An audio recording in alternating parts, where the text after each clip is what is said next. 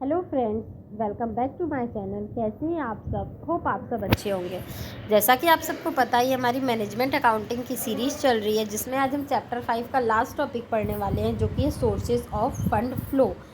Fund जो company के पास आता है वो किस किस सोर्स से आता है, आज हम इस वीडियो में उसके बारे में पढ़ेंगे। ये चैप्टर 5 का लास्ट वीडियो, नेक्स्ट वीडियो से मैं चैप्टर 6 के टॉपिक स्टार्ट करूँगी। ओके, तो आइए देख लेते हैं ऐसे कौन कौन से सोर्सेज होते हैं जिसकी मदद से कंपनी फ़ंड को रेस करती है। पहला जो है वो है फंड फ्रॉम ऑपरेशन और ट्रेडिंग प्रॉफिट।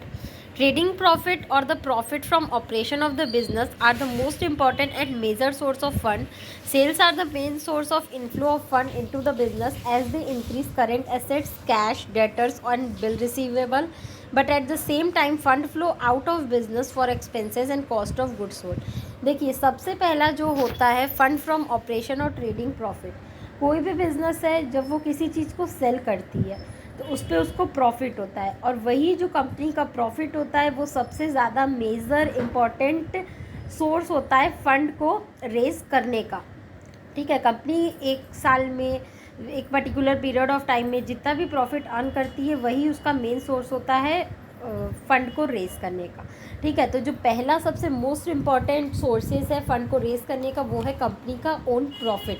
कंपनी जो प्रॉफिट अर्न करती है, जो सेलिंग करके, जो गुड को सेल्स करके प्रॉफिट अर्न करती है, जितने भी एक्सपेंसेस होते हैं उसको जब डिडक्ट करती है, जितने भी कॉस्ट आते हैं गुड्स को बनाने पे, सेल करने पे, वो जब सबको डिडक्ट करती है, जो उसके पास नेट प्रॉफिट बचता है वही प्रॉफिट उसका कहलाता है फंड। ओके, नेक्स्ट है आपका issue of share capital. If during the year there is any increase in the share capital whether equity और preference, it means capital has been raise during the year. Issue of share is a source of fund as it constitute inflow of fund. Even the call receive from partly paid share constitute an inflow of fund. देखिए, दूसरा जो तरीका होता है company के पास fund raise करने का वो होता है शेयर कैपिटल। मान लीजिए कभी बीच में ऐसा होता है कंपनी शेयर कैपिटल इशू करती है, एडिशनल शेयर कैपिटल इशू करती है, उससे जो भी फंड आते हैं, जो भी पैसे आते हैं, वो भी एक मेन सोर्स होता है कंपनी के पास फंड रेज करने का। ठीक है, या कभी कभी ऐसा होता है जो पार्टली पेड शेयर होते हैं, जो अपने शेयर के प्राइस को पार्ट पार्ट में करके पेड करते हैं, तो जो पार्टली अमाउंट होता है जब वो उनको रिसीव्ड होता है तो वो भी हम बोल सकते हैं कि ये भी सोर्सेज ऑफ फंड हैं।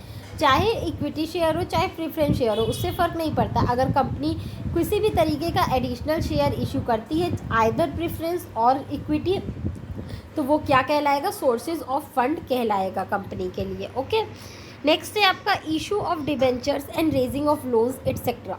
Issue of debenture or raising of loan long term, whether secured or unsecured, result in the flow of fund into the business. The inflow of fund is the actual proceed from the issue of such debenture or raising of loan. Example, that is including the amount of premium or excluding discount if any. देखिए, जो third तरीका होता है company के पास पैसे race करने का वो होता है डिबेंचर इशू कर सकती है, या तो वो लॉन्ग टर्म लोन ले सकती है। ठीक है, अगर कोई भी कंपनी क्या करती है, डिबेंचर को इशू करती है तो उसके पास भी पैसा आता है, तो वो भी एक सोर्सेज ऑफ फंड हो गया। अगर कंपनी डिबेंचर इशू ना करके लॉन्ग टर्म लोन्स प्रीफर करती है, लॉन्ग टर्म लोन्स लेती है अपने बिजनेस के लिए, तो वो भी क्या कहलाएगा? सोर्सेज ऑफ फंड कहलाएगा। लेकिन क्या होगा, जो भी वो फंड लेती है, जो भी वो लोन लेगी, जो भी वो डिवेंचर इशू करेगी, अगर उस पर वो किसी भी तरीके का प्रीमियम दे रही है या डिस्काउंट दे रही है, तो वो अमाउंट को हम क्या करेंगे? डिडक्ट कर देंगे। ओके, मतलब वो भी अमाउंट क्या होगा, उसमें इंक्लूड होगा, including the amount of premium. अगर किसी भी तरीके का उसको प्रीमियम मिल रहा है तो उसको वो कंपनी इंक्लूड करेगी सोर्सेज ऑफ फंड में, और अगर वो किसी भी तरीके का डिस्काउंट दे रही है अपने डिबेंचर्स होल्डर को तो उस पर क्या होगा? वो अमाउंट डिडक्ट हो जाएगा। ठीक है, अगर कोई तरीके का डिस्काउंट है तो, इसीलिए लिखा है इफ़ एनी। नेक्स्ट है आपका sale of fixed non current assets and long term और trade investment. When any fixed assets or non-current assets like land, building, plant and machinery, furniture, long-term investment, etc. are sold, it generates funds and become a source of fund. However, it must be remembered that if one fixed asset is exchanged for another fixed assets, it does not constitute an inflow of fund because no current assets are involved. Sale of fix non current assets and long term और trade investment. देखिए, अगर कोई भी company क्या करती है, अपने fix assets को, जैसे कि लैंड और बिल्डिंग हो गया, प्लांट मशीनरी हो गया, लॉन्ग टर्म इन्वेस्टमेंट हो गया, किसी भी तरीके का जो भी फिक्स एसेट्स है, अगर वो उसको सेल करती है तो उसको सेल करने से जो पैसा आएगा, जो फंड आएगा, वो भी सोर्सेज ऑफ फंड कहलाएगा।